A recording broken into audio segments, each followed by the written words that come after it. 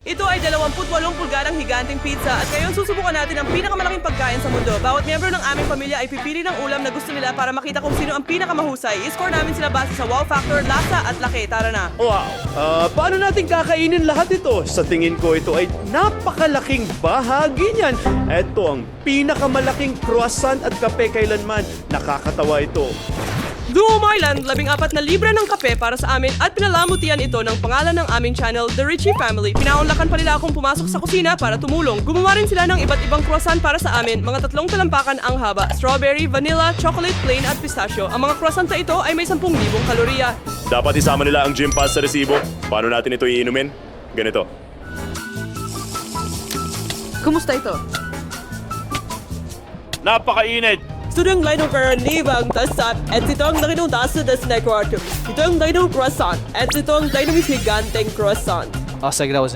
Hindi ko na kailangan ng kape para sa buong taon. Ito ay almusal para sa isang higante. Sabay tayong uminom. Masarap. Masarap. Kung kaya mong inumin ito, magagamit mo ito. Ngayon, lumipat tayo sa mga croissant. Gusto mo ba ng strawberry? Gusto ko ng strawberry. Magkaroon tayo ng bato papel gunting. Oo, bato, papel, gunting. Bato, papel, gunting. Oo! Salamat? Hindi. Paano mo? Ngayon, kailangan nating isawsaw ito sa kape. Parang sanggol na croissant. Hoy, hoy, hoy, hoy, tigilan ng pag-aaway. Wow! Gusto ko ito. Ako rin. Ang sarap. Oh, Ang sarap, ang laki. Wow! Wow! Yo, Dar. Oh! At siya ang steak baliw ng higanteng almusal kailaman. Ang nanay ko ang sumunod. Ang susunod na putahe, isang higanteng chocolate bar. Ang laki nito. Oo, parang malaking libro. Buksan natin. Diyos ko. Meron tayong maliit. Ang maliit na ito ay 100 beses na mas maliit kaysa dito. Diyos ko. Tibang suwane ay higit sa 4 libra. Mahigit 4 na libra. Talagang napakalaki nito.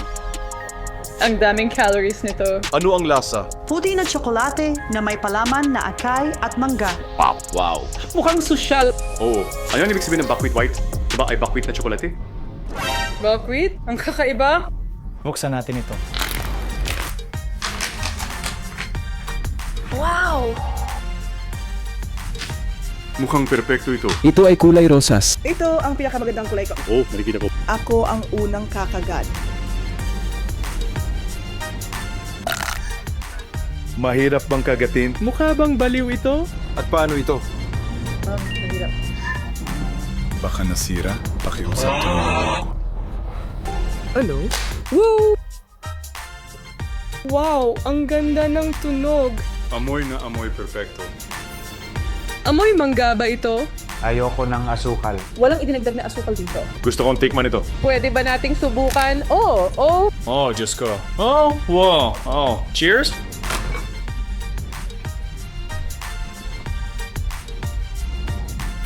Okay. Oh, Diyos ko. Oh, Diyos ko. Ito ay isang best real na marketer kaysa sa Feastables. Talagang gusto ko ito.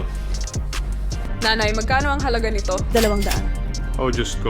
Talaga? Sa tingin ko, malaking halaga ito. Sa tingin ko, sulit ito para sa karanasang ito. Ang wow effect na ito para sa tsokolate. Sa totoo lang, 10 sa 10. Ito ang paborito kong tsokolate na natikman ko. Ang laki nito, ang laki ng chocolate bar, nakakabaliw at ang sarap ng lasa. Oo, sa tingin ko ito ang pinakamagandang halaga para sa isang pamilya. Bawat isa makakuha ng malaking piraso para sa bawat. Pagkatapos ng napakalaking sugar bomb na ito, hindi mo gugustuhin na matatamis sa ilang sandali. Susunod, ang aking asawa, si Tristan. At ngayon, ako naman, ito ay New York Pizzeria. Tara na, tara na, tara na. Wow! Wow! Sobrang laki para sa mesa namin. Ito ang tinatawag kong pangpamilya. Hindi lang ito tumitigil, patuloy pa rin! Patuloy pa rin! Ano?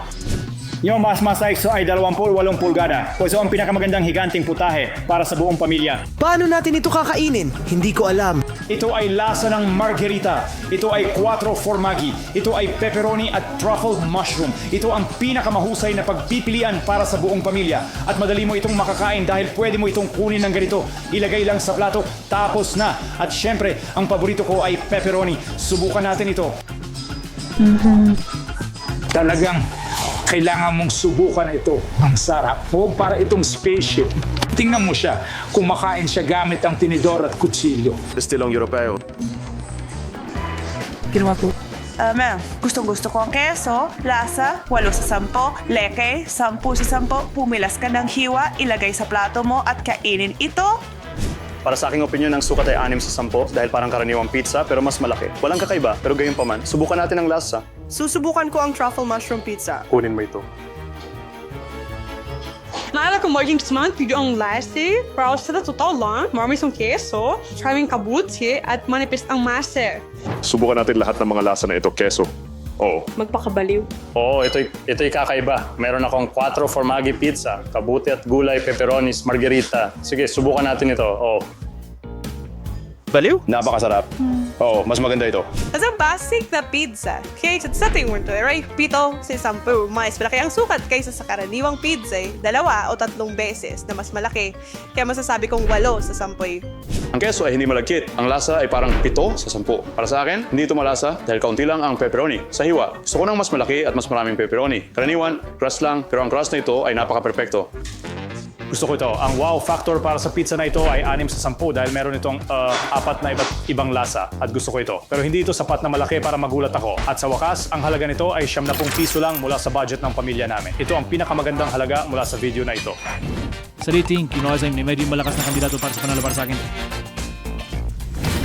Susunod, ang aking asawa, si Glenn. Si Elliot ay nasa pinakamalaking burger na mahanap ko. Tara na! Sa loob, nakita namin ang cool na space theme na interior. Gumugol ang mga ito ng 30 minuto sa paggawa nito. Sobrang abala sila, patong ng patty pagkatapos ng patty at bun pagkatapos ng bun. Halos tapos na ang aking burger. Parang nagtatayo ng tore ang mga chef habang binubuo ito. At sa wakas, tapos na ang aking higanting burger. Mukhang baliw ito. Oh. Grabe, ang wild yan. Wow, shit! Mas maraming keso. Mas maraming keso. Yan ba lahat ng secret sauce? Oo, mula sa Krusty Krab? Ito ay baliw. Tingnan mo lang ang halimaw na ito. Ito ang Heartstopper 9000. Ang halimaw na ito ay halos 22 libra ng purong kalorya at para bang literal na kinakain natin ang iyong ina ng iyong anak. Anong ginagawa natin? Napakalaki na ng burger na ito pero may nakakabit pang mga mini burger dito. Maraming french fries na nakalabas mula sa kanila. Maraming Mga bola ng keso. ano bola ng keso? Ang pinamakain. Oo, at maraming nuggets. At napakaraming natunaw na keso kahit saan. At saka mas malaki pa ang bun kaysa sa base ng pizza. Wow! Nakakabaliw. Pinutol niya ang burger ko at binigyan ang lahat ng piraso sa kanilang plato. Parang kumakain kami ng burger cake. Kaos ng carb, malambot na tiyamay at masarap. Tinikman ko ang aking piraso at ito ay perfecto. Ang tinapay ay Ang lambot. Masarap! Perfecto. Sa tingin mo, mukhang sobrang astig. At mula sa pananaw ng inhenyeriya, ito ay isang napakakomplikadong istruktura.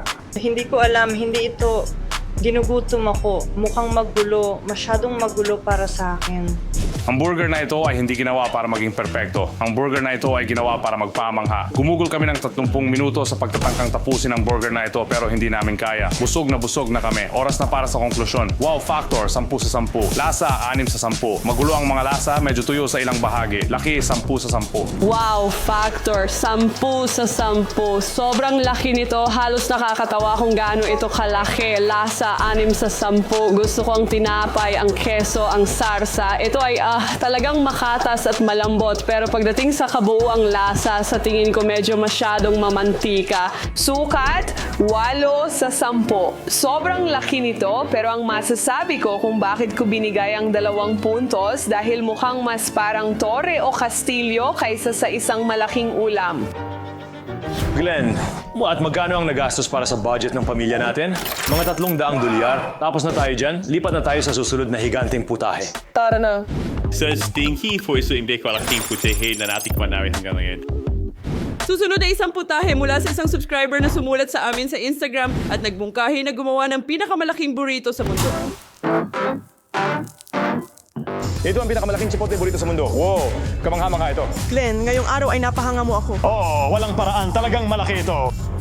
Talagang nakakabaliw ito. Ang laki nito ay nakaka-impress sa akin. Sobrang laki. Ginawa namin ito ng mga 30 minuto. Sa tingin ko kailangan namin ng mas mahaba. Mas mahaba ba posible? Maaari mo bang gamitin ang 60 tortillas? Ano? Mukha silang kinakabahan. Abutin ng kaunting oras para gumawa ng burrito dahil iniihaw nila ang bawat tortilla. Wala akong ideya kung magkano ang magiging halaga nito. Mukha itong pabrika. Mukhang perpekto. Paalis na ang burrito na ito pero hindi ito makakaalis. Talagang gusto ko ito. Sama-sama silang nagro-rolyo. Itigil mo. Mukhang napakahirap i-roll up. Sige, isa-isa lang. Maaari kang tulungan kung kailangan mo. Hindi, salamat. Mga kaibigan, gumagawa sila ng kasaysayan. Tara na. Hindi, kunin natin ang linya. Kunin mo ang iyong order. Pamunta sa gilid. Kayo ay perpektong team, mga kaibigan. Siguro, mukha silang mga minion. 1, 2, 3. Tara na. Oh, perpekto. Wow! Tara na! Bakit mo ba itong kunin?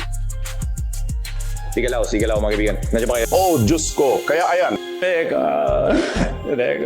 Oh, isa. Tumayo ka. Baka pwede mong ilagay dyan. Bubuksan ko ang pinto. Hindi. Naku, sige. Hindi. Hoy, salamat. Salamat! Gaano ito katagal? Ang burrito na ito ay 11 talampakan ng haba. Ano? Yan pare. Nakakabaliw siya. Talagang gutom na ako. Subukan natin ito. Tara na. Wow. Ang tabas, sa burritong ito, marami tayong sangkap, puting kanin, kayumangging kanin, kayumanggay at itim na beans, litsugas at kamatis, at mga gulay at karne at nilagang karne. Maraming malapot na keso. Ang burritong ito ay kamangha-mangha at ang pinakamalaki sa mundo. Hindi ko alam kung paano ito kainin. Mayroon lang akong tinidor at kutsara. At paano ito kakainin? Oh my God! Ito ang pinakamahusay na burrito sa buhay ko. Oh, Diyos ko. Medyo sariwa ang mga sangkap. Oh, meron. Wow, ito ay kamangha-mangha. Masarap. Ang lasa ay talagang masarap, oo. Maaari kong bigyan ito ng 8 sa 10. 8? Oo. Bakit 8? Bakit kulang ng 2 puntos? Nasaan ang 2 puntos ko, Tony? Dahil para sa 10, kailangan natin ng isang bagay na napaka-espesyal. Ibig mong sabihin ito ay isang regular na burrito, pero malaki? Oo, pero napakasarap ng lasa. At syempre, sa laki, 10 sa 10, dahil ito ay record sa mundo. Gusto ko ito, pero medyo maanghang para sa akin. Glenn, 7 sa 10. Wow. Gusto ko ito. Maraming karne. Oo, maraming karne. At magkano ang nagastos para sa budget ng pamilya natin? Mga $672. Wow! Oh, medyo mahal ang buritong ito, pero kahit papaano natalo natin sina Tyler at Eric Yeager. Pero sulit ito. Oo, syempre sulit ito. At sino ito? Ito ay pamilya ng mga kakompetensya natin. Paano naman ang wow factor? 10 sa 10. 10 sa 10. Wala akong komento dahil ito ang pandaigdigang recourse. Namangha pa ang team ng Chipotle. Ito ang unang beses na nagluto sila ng ganito kalaking burrito. Lahat ng tao sa ang mag-asawa ay kinuna ng video habang kinakain ito at palakpakan para sa malaking gawain ito. Gusto naming ibahagi ito dahil sobra ito para sa amin. Kaya puputulin namin ito sa mga piraso. Maligayang pagdating mga kaibigan. Maraming salamat pero busog na kami. Hindi, ayos lang. Akala namin ang burrito ay $672, pero ito pala ay $100 pa ang dagdag. Oh, Diyos ko. Natalo namin ang world record at kumain ng higanting burrito, ang astig. At ang nanalo ay ako at ang aking higanting croissant.